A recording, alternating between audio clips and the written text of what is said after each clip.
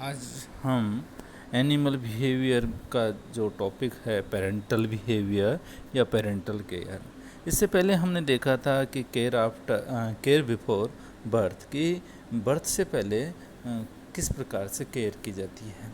तो आज हम इसी चैप्टर में आगे बढ़ते हुए देखेंगे केयर आफ्टर बर्थ कि आफ्टर बर्थ कोई एनिमल्स होता है वो अपने जो जनरेशन होता है, अपना जो बच्चा होता है, उसको किस तरीके से उनकी देखभाल करता है। तो जन्म के बाद में जीव उत्पन्न संतति की बहुत प्रकार से देख रेख या रक्षा करता है। तो इस प्रकार जो पेरेंटल केयर है वो बहुत सारे स्वरूप होते हैं, उसको बहुत सारे पैटर्न हो सकते हैं। उसमें पहला है जो नवजातों को भोजन और सुरक्षा उपलब्ध कराना, providings and the protection of the young. जो पेरेंटल केयर या देखरेख का एक आम उदाहरण होता है कि जो चाइल्ड को जो पेरेंट्स होते हैं उनके द्वारा फूड अवेलेबल कराया जाता है, उनको प्रोटेक्शन दिया जाता है। इसके लिए जो मैमल्स होते हैं वो लैक्टेशन क्रिया करके उनको मिल्क देते हैं या दूध पिलाते हैं। कुछ फिशेज होती हैं जो बहुत छोटी फिश होती हैं, उनको अपन ने देखा कि मुंह में रखकर वो दूसरी जगह ले जाती हैं और उनकी वो देख रेख करती हैं। और इसी प्रकार से अपन फिर इसमें देखेंगे कि जो उनकी पोषण की दृष्टि से आत्मनिर्भर संतति की देखरेख कैसे करते हैं, उनको क्या क्या दिया जाता है, तो ये पहले हम उनमें बता चुके हैं। तो जो पेरेंटल केयर होता है उसमें जो अपना जो शिशु है वह शिशु की देखरेख करके उसको जब तक वो यंग नहीं हो जाता है तब तक उसको पूरी तरह से सुरक्षा की जाती है। तो इसी चैप्टर में आगे जाकर आता है अर्ली पेरेंटल केयर, प्रारंभिक पैतृक रक्षण। तो अर्ली जो पेरेंटल केयर होता है उसमें देखते हैं कि जो प्राइमरी जो अर्ली पेरेंटल केयर होती है उसमें जो संतति होती है, अपनी संतान होती है, उसमें उत्पत्ति के पूर्व ही जो गैमेट्स होते हैं उनके निर्माण के रूप में शुरू हो जाता है। जो पेरेंट्स होते हैं वो देख रेख का ही ये परिणाम है कि एग या अन्य सेल्सों की तुलना में वो अधिक बड़े और पोषण युक्त होते हैं। बर्ड्स के जो एग को हम देखते हैं कि उसको इनक्यूबेट करते हैं, उनको सहते हैं ताकि उनका डेवलपमेंट हो सके और वो ठीक से उनमें हैचिंग हो सके। तो प्राइमरी पेरेंटल केयर का एक एग्जाम्पल हम देखते हैं कि जो नेस्ट या अपना आवास बना के रहते हैं और उस जो नेस्ट होता है उसके फॉर्मेशन में मेल और फीमेल यानी दोनों जो उनके पेरेंट्स होते हैं वो बहुत ही ज़्यादा टाइम और एनर्जी वहाँ पर उसके लिए खर्च करते हैं।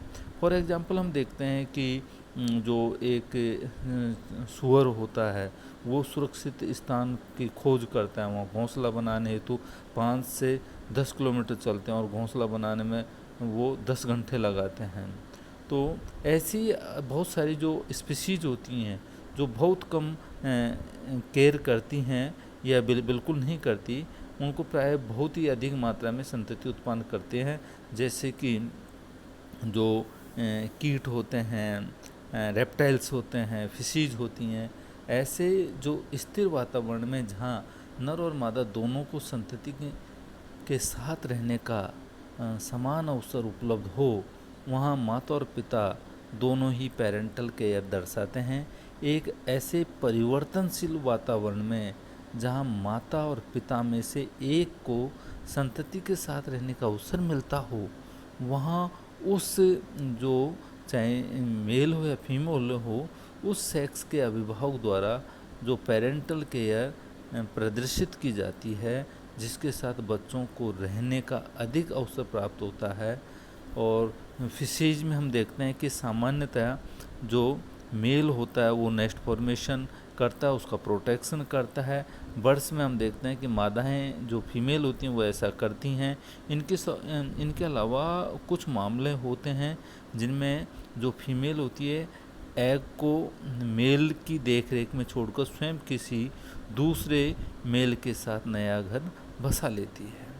तो मैमल्स में जो लैक्टेशन होता है वो मादाओं में या फीमेल में होने के कारण देख रेख की अधिकांश जिम्मेदारी फीमेल पर ही आ जाती है, क्योंकि लैक्टेशन वगैरह करती है जो मैमल्स होते हैं उनमें, तो वो ज़्यादातर जो फीमेल होती है वही इनका पेरेंटल केयर का बिहेव को दर्शाती है, अन्यथा वो नहीं दर्शा पाती।